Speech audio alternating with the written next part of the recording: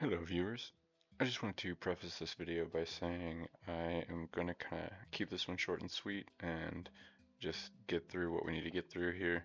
I'm on baby duty this evening, so we're just going to muscle through. I'm also working on a newer PC, so I don't have all my old files for intros, outros, and all that kind of thing, so this is going to be bare bones and quick and simple. Let's go. Hello viewer, welcome back to another video. Today we're going to be looking at the calibrated sculk sensor doorway. Several of my viewers seem to want a way to slow down the opening and closing of that doorway, so we are going to hop right into it. So as you can see, I have this one set up just a little bit differently as far as the redstone back here goes. The only thing I've added is this pulse extender and a redstone repeater off of the calibrated sculk sensor. The reason you want to do that is so that it sends out a maximum signal strength of 15, rather than if you were over here, it's going to subtract how many blocks away you are from the signal strength that it sends to the sculk sensor. And then that's going to impact how all the rest of this works. So we still have our book on the lectern here with page 16 out of 30, which puts out a signal strength of 8. And that's what's required for our cooked chicken here. So as you can see here now, it is open for much longer. This is what the basic setup looks like. So if you want to go ahead and copy that, feel free to, and stick around for the tutorial if you want to watch it. All right, so as you can see here, we've got a new doorway. That's the finished one over there. All we need to do now is add the sculk sensor power section over here.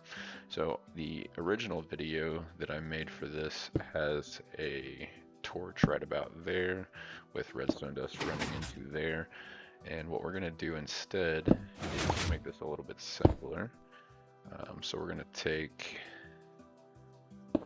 block, put it there. We're going to take redstone torch, put it right there. And that's going to fire and flush out our doorway.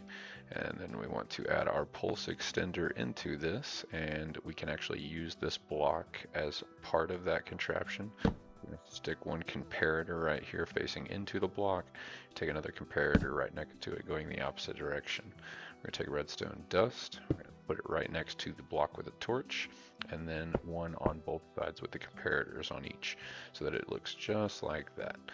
Now that right there is our pulse extender. So now we need to add the sculk sensor itself.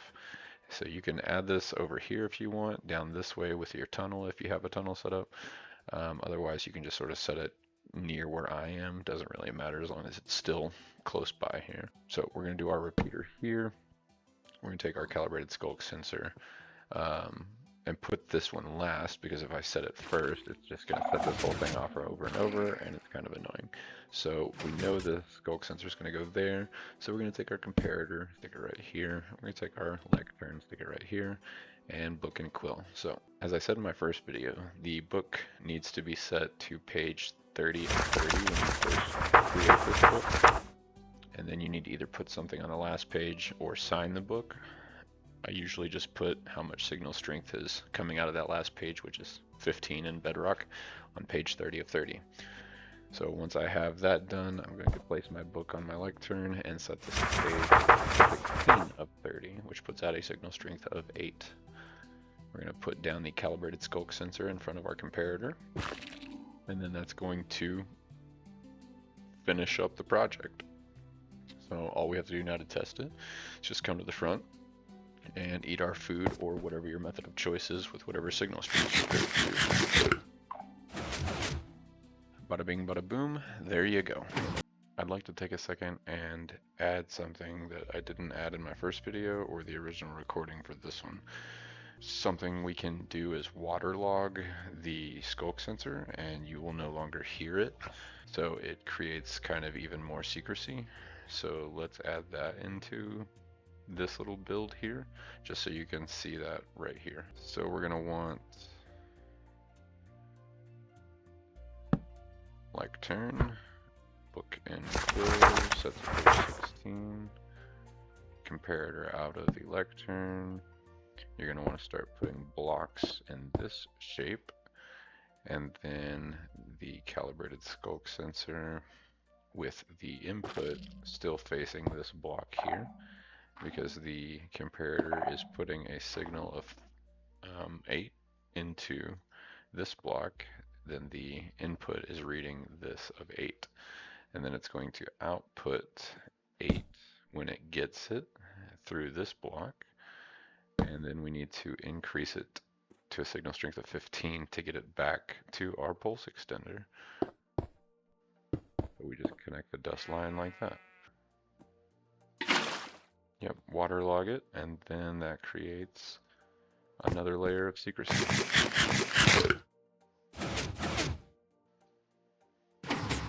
And there you have it, a pulse extender added to a calibrated sculk sensor that can be waterlogged, gets you even more secrecy. I hope you enjoyed this video or found it somewhat informative, educational maybe. If you do like the video, please leave a like, comment, subscribe, hit the bell notification so you don't miss further videos. And if you dislike the video, leave a dislike. Thanks for stopping by.